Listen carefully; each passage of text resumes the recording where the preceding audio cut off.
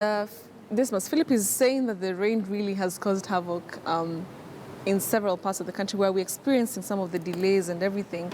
Is that a credible reason why we're having these issues? You had mentioned about it, but just coming from listening to what he has to say. You see, for instance, he's actually claiming that everywhere in Kenya is perfect, save for Kitengela where there was rain and there was mud, so the vehicle stalled. And now it's really a contradiction.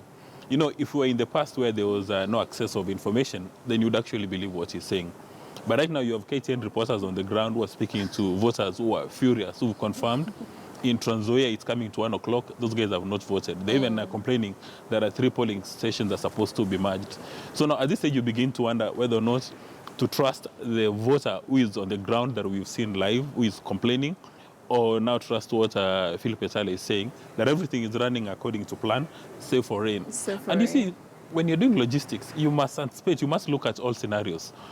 If it's going to rain, how do you sort out this? The way you're saying earlier on, if you're working in an organization and it's raining in the morning, do you call your boss, you say, excuse me, sir, it's raining, I'll not make it for work, so Jipange, I'm not going to do this. Yeah, they're transporting all these things. No, but this is a very basic logic that if, say, it's in Trans Nzoia or Kisii, Nyamira, it's going to rain, and there's probability of rain every single day. You come up with a measure to mitigate against that. So if it normally rains at night, then why can't you transport during the day? Actually, I don't know even why we are discussing this, because this is really simply, this is reckless. Okay, this is reckless, yeah. All right. We are trying to justify this guy's negligence in running a basic duty. Okay. Does it mean that if you have rain on August 8th, then IBC will say, wait a minute, because of rain, we are not having this election till tomorrow. We have to wait for the sun to come out. I think that's really unacceptable. All right, let me bring in Bernard Wakoli. Bernard is the youth leader in Ford Kenya. I'd like to hear what is your take on all these things that are happening. You've listened to reporters. Some of them, the electorate, they are complaining that up until now, they're still waiting to start casting their ballots because they don't have ballot boxes and so forth and so on. What is really your assessment in regards to this, all these issues coming up?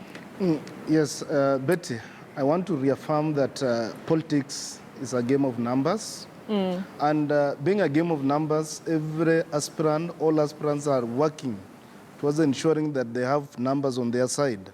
So at the moment when you realize that is almost one or is one, and some stations in some parts of a county, they have not received voting materials, it means a certain aspirant somewhere is working to his advantage and ensuring that his side is getting more resources, his side is getting more people to vote, unlike the opponent side. So this is what we saw even in Shinyalu when ODM was conducting nominations in Kakamega County, where in some stations where an incumbent come from, they were not, in fact, they started voting at around 4. And by the time people are lining up to vote, they said the time is up. And the opponent took the day. So it's something that, as politicians, we might want to justify that maybe logistics or some sort of rain. But in my case, I feel that it's a game that is being played, and it's upon politicians themselves and the aspirants to ensure that there's a fair and free nominations. But from what we are seeing, we can't say that they are actually free and fair. But the question really is, Bernard, then is it a problem to do with the ODM at the level of the elections board, or does it have everything then to do with the politics and the politics on the ground, that maybe there's an aspirant who's delaying everything so that the members of the party get frustrated and they go home without voting? What do you read from this? Who really is at the center of all this? The National Elections Board of any given party is the one that is mandated to carry out the party primaries or party nominations. And from what we are seeing or what we have been experiencing is scenarios where maybe the election board has instructions from some quarters. These are political parties, and I've, as I said from the beginning, that these political parties have people who have been facilitating their running and facilitating their activities. So you'll get that although the National Elections Board are assumed to be independent, but in a real case, they are not independent. They get instructions from some quarters of who is who within those political parties.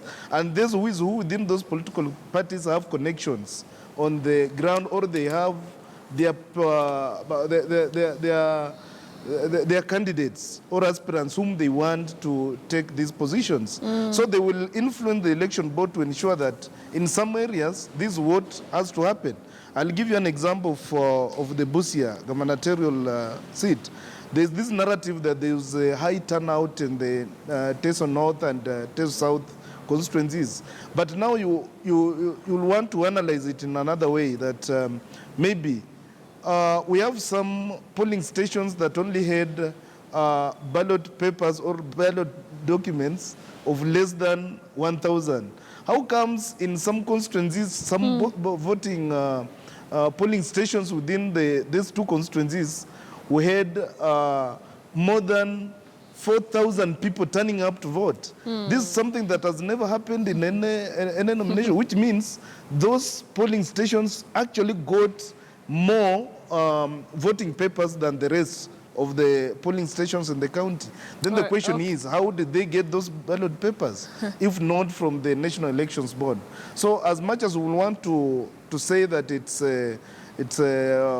aspirants themselves or things that are influencing like nature, rain, but in essence, it's politics at play.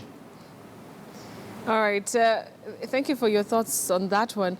Then, Dismas, the question then next, as we look into the future, what are the other parties learning from, the, is it mistakes or the issues that we're seeing coming up from ODM? Because they're the ones who actually started this. And even to think that IEBC had to come in and tell them, no, you have to wait until the time that, this should happen, meaning that they could even have started this way earlier, a week before. But then it seems that, they still have quite a number of issues that they had not dealt with. What are other parties learning from this? ANC, as we wait for them to get into their strongholds, and Wiper and Jubilee on Friday? Actually, I wouldn't say that other parties are learning from this. Oh, they're not? It's the candidates who are learning from this. Okay. Like, for instance, if I'm running in any county in Kenya, I'll not declare results from my stronghold till I see what are the results from other places. I think Ojamongi is going to be a best practice.